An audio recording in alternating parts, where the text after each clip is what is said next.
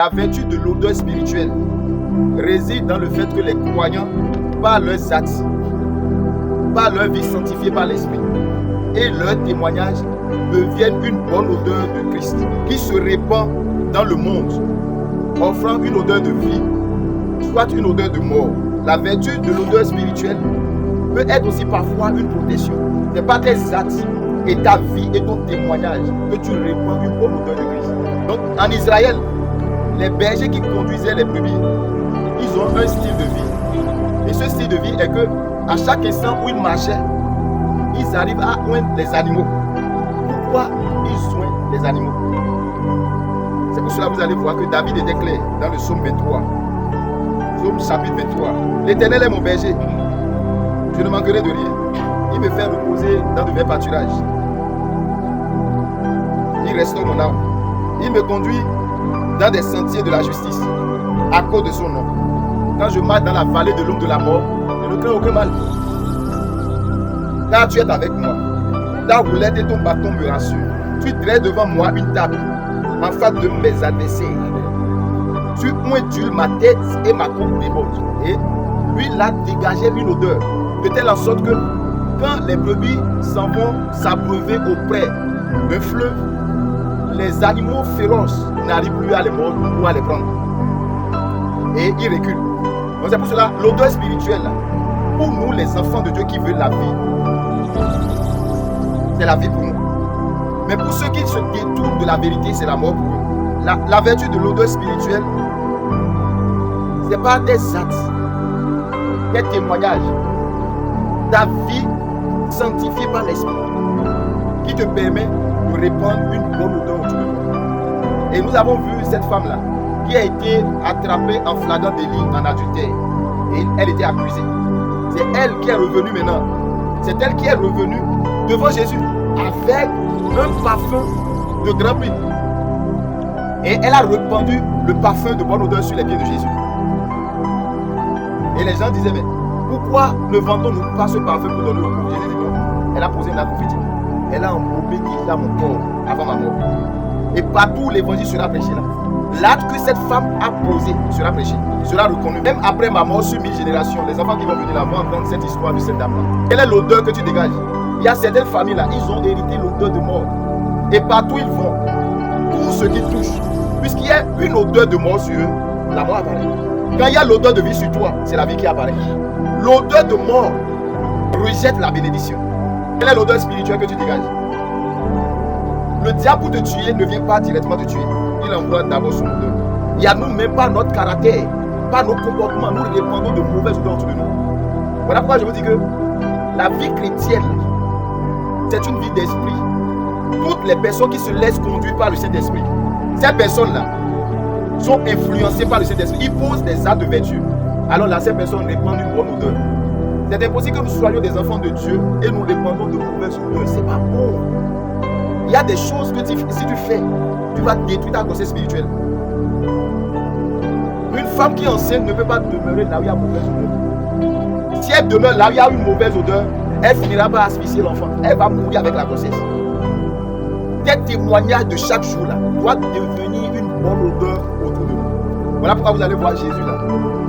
L'acte que Jésus a posé en mourant sur la croix est une bonne odeur qu'il a répandue. Est-ce que tu répands ou nous répandons une bonne odeur autour de nous? Laisse-moi te dire ce soir que les mauvaises odeurs attirent des démons et de mauvaises choses. Des bonnes odeurs attirent de bonnes choses aussi. Si l'odeur de mort se repose sur toi, tu vas attirer la mort. Dans Genèse chapitre 27, Isaac voulait bénir son enfant. Et vous voyez ce qu'il a dit. Avant de libérer la parole de bénédiction, il a d'abord senti l'odeur de son fils.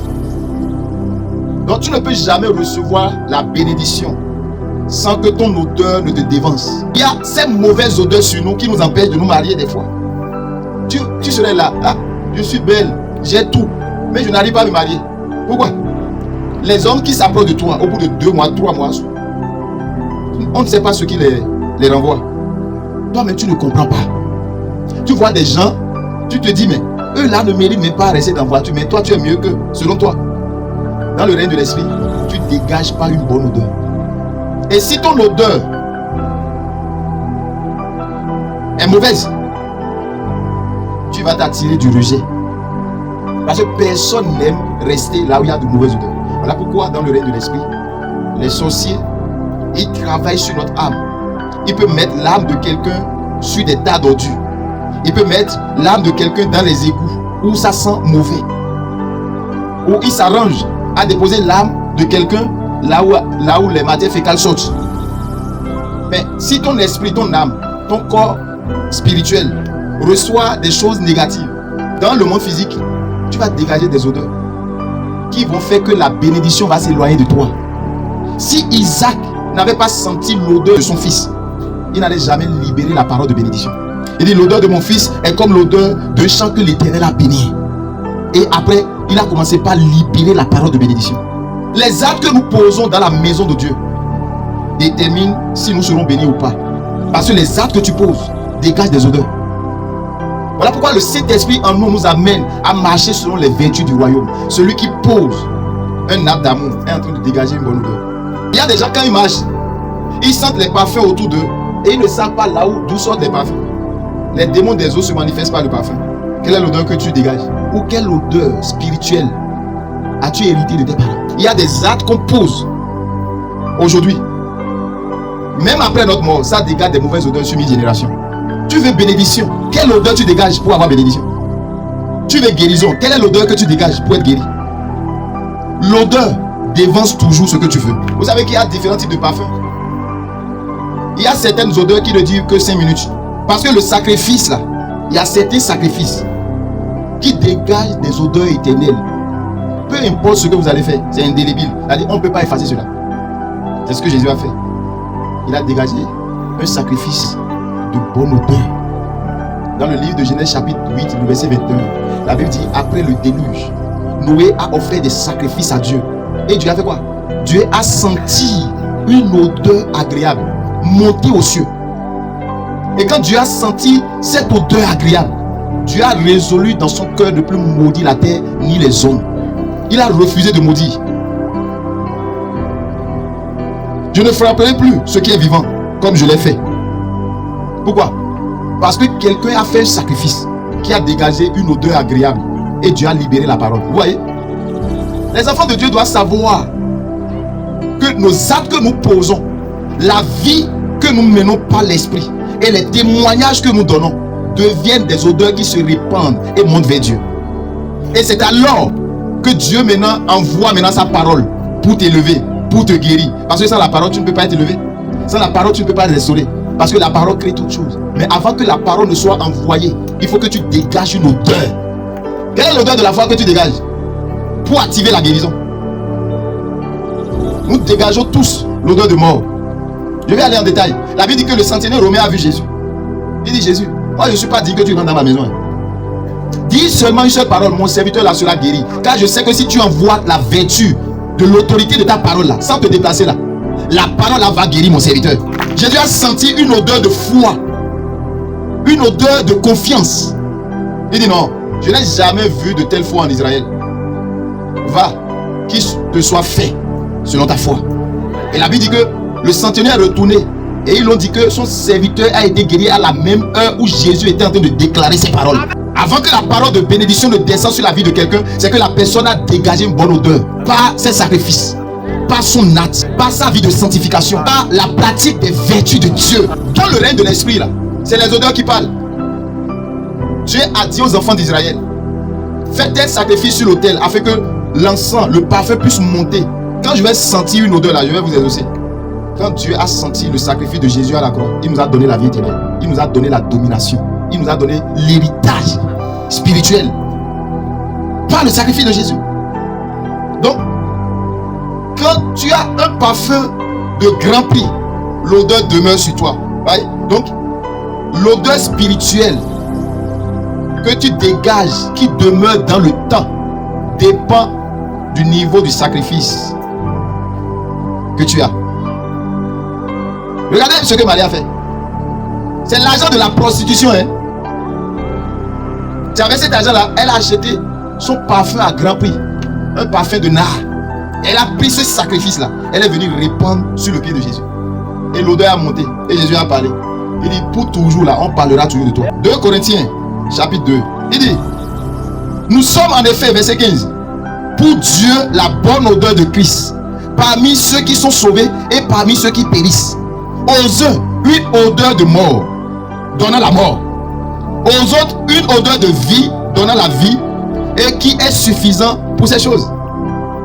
En tant qu'enfant de Dieu, là où tu nous vois là, nous sommes une odeur de vie pour ceux-là qui veulent le salut, mais une odeur de mort pour ceux qui veulent mourir.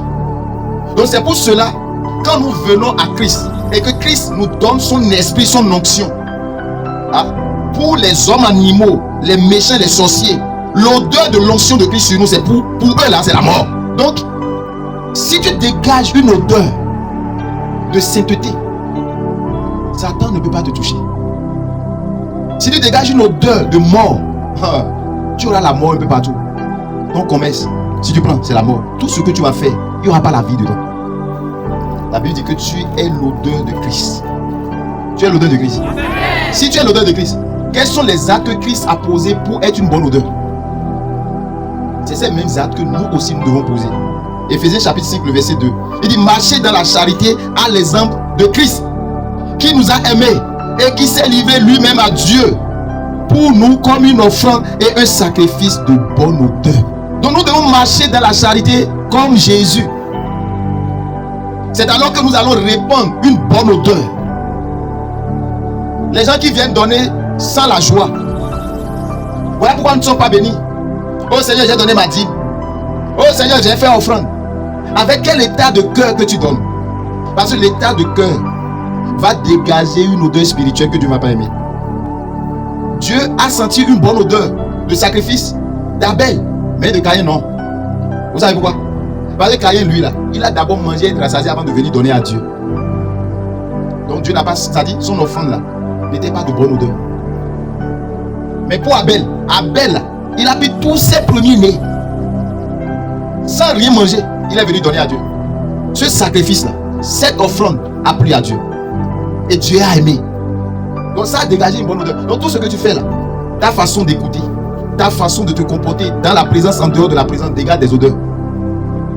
Et tu ne peux pas vouloir une parole de bénédiction sans dégager une odeur. Quelle est l'odeur que tu dégages? Donc le monde spirituel, il travaille. Ils peuvent mettre des mauvaises odeurs sur toi à distance. Partout où tu es là, on ne va jamais t'aimer. Allez, si on t'a aimé trop, c'est toi, moi. Il y a d'autres dans leur famille, c'est une mauvaise odeur comme héritage ils ont reçu. L'odeur que tu as sur toi peut attirer l'argent ou la pauvreté. Alors pourquoi Dieu n'aime pas la saleté? Parce que la saleté attire. C'est des odeurs qui se dégagent, qui attirent les démons. Ou soit la bénédiction. Ne t'assieds pas en compagnie des moqueurs là. C'est pour que tu ne dégages pas une mauvaise odeur. Parce que les mauvaises odeurs que tu répands autour de toi là, vont asphyxier ta grossesse spirituelle. Donc voilà pourquoi Dieu veut que nous nous comportons très bien, que nous marchions dans la sanctification. Et personne ne peut marcher dans la sanctification s'il n'est pas habité par l'Esprit de Dieu. Si vous êtes conduit par l'Esprit de Dieu, vous serez appelé fils de Dieu. Si tu vas parler mal de ton prochain, tu dégages déjà une mauvaise odeur. Dieu n'aime pas ça. Les démons là, la nature a du vide. Soit tu es avec Dieu, soit tu es avec le diable. Et quand tu travailles pour Dieu, tu dois dégager une bonne odeur. Si tu travailles pour le diable, tu dégages une mauvaise odeur. La Bible dit que Esther, pour aller au palais, il s'est lavé avec la myrrhe, avec des aromates pendant 1 an, afin qu'elle puisse sentir bonne. Hein? Et nous ici là, on veut rentrer dans la grandeur sans se préparer. On veut rentrer dans la gloire de Dieu avec des mauvaises odeurs héritées de nos parents. Et mauvaise odeur là, si tu rentres dans la gloire avec là, les démons vont te rattraper dans la gloire et te faire descendre. C'est aussi simple que ça. Donc nous devons faire disparaître toute mauvaise odeur sur nous. Si tu dégages la bonne odeur de Dieu, peu importe ce qui se dira sur toi, ça ne marchera pas. Peu importe ce campagne de dénigrement contre ta personne, les actes de bonnes odeurs que tu poses seront indélébiles. Et ça ne peut pas s'effacer. Donc nous sommes en Christ pour dégager une bonne odeur. Quelle est l'odeur que tu dégages? Quelle est l'odeur que nous dégageons? La parole de bénédiction localise les gens qui manifestent une odeur spirituelle. Une bonne odeur spirituelle. C'est eux qui reçoivent la bénédiction. C'est eux qui reçoivent la parole de bénédiction qui va changer leur vie. Il y a 2 personnes qui sont venues dans le temps prier. Le pharisien lui dit là, Seigneur, moi je jeûne 3 fois par jour. Je donne ma dîme régulièrement. Tout ce qu'il disait là, ça mettait Dieu mal à l'aise. Parce qu'il faisait l'éloge de ses mérites, de ses capacités devant Dieu. Il amène sa justice devant Dieu. Quelle justice toi tu vas amener devant le trône de Dieu? Devant le trône de Dieu, toi tu es juste. Et c'est ce qui fait que nous répandons de mauvaises odeurs dans la présence. Et nous ne sommes pas bénis. Et nous retournons tels que nous sommes venus. Parfois même plus pire. Avec des fardeaux, des démons d'autrui. Là, on descend avec ça. Que Dieu nous fasse miséricorde. Amen.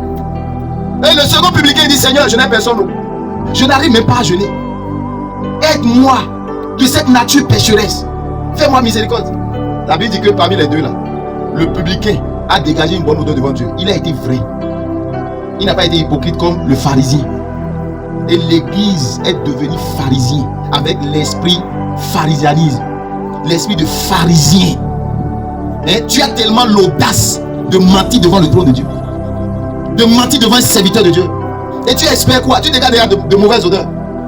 Dieu n'enverra plus sa parole. Nebuchadnezzar dit quoi? Le royaume m'appartient, j'ai conquis le royaume par la force. Ça a mis mal à l'aise Dieu. Et qu'est-ce que Dieu a fait? Dieu l'a amené dans la bouche pendant 7 ans. Où il a vécu comme un animal. Pendant 7 ans, au bout de 7 ans, quand il a reconnu que c'est Dieu qui est Seigneur, il a dégagé une bonne odeur. Sa royauté, son royaume lui a été restauré. La désobéissance est une mauvaise odeur. Je dis, le monde de l'esprit fonctionne avec des odeurs. Dieu sentit une odeur agréable. Quand Dieu te voit, qu'est-ce qu'il sent? Et c'est à partir de la senteur que tu dégages que Dieu va envoyer sa parole. La vertu de l'odeur spirituelle. Quand tu donnes une offrande de tout ton cœur, que Dieu dit, je te bénis. Bravo.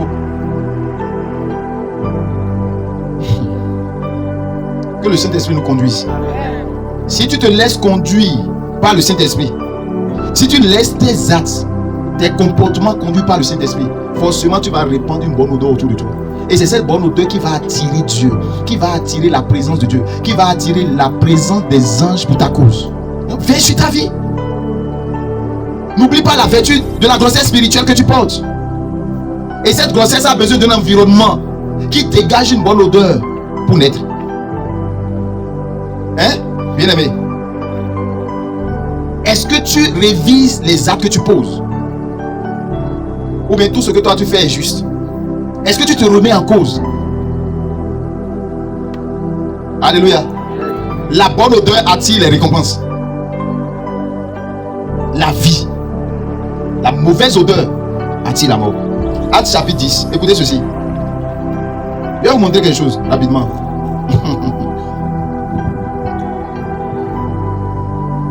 Il y avait à Césarée un homme nommé Corneille, centenier dans la cohorte dite italienne. Cet homme était pieux et craignait Dieu. Avec toute sa maison, il faisait beaucoup d'aumônes au peuple et priait Dieu continuellement.